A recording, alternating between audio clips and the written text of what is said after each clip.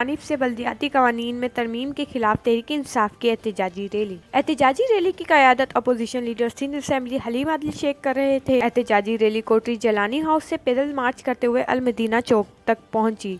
एहतजाजी rally के शुरका ने हाथों में पेना फ्लैक्स और पार्टी परचम उठा रखे थे। हलीम आदिल शेख का कोटरी में एहतजाजी रैली में शरीक कारकुनों और मीडिया से खिताब।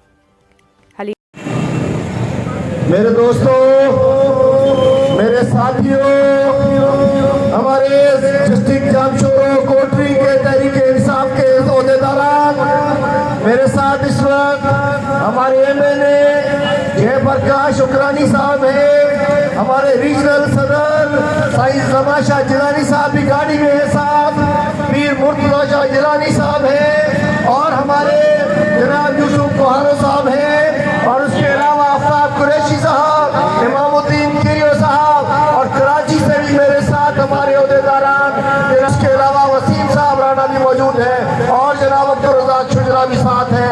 तहरीक इंसाफ का यह काफिला आज कराची से निकला है।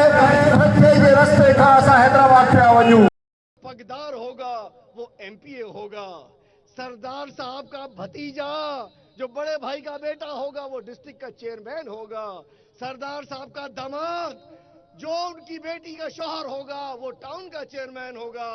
अब निजाम वो बना दिया है कि किसी सबके रास्ते बंद हो गए हैं। सरदार साहब की बेटी एमएनए होगी खुसूसी सीट पर, सरदार साहब की बहू एमपीए होगी खुसूसी सीट पर, और जो सेठ सरदारों को राशन देता होगा, भत्ता देता होगा, किचन चलाता होगा, उधार पे पैसे देता होगा, वो माइनॉरिटी सीट पर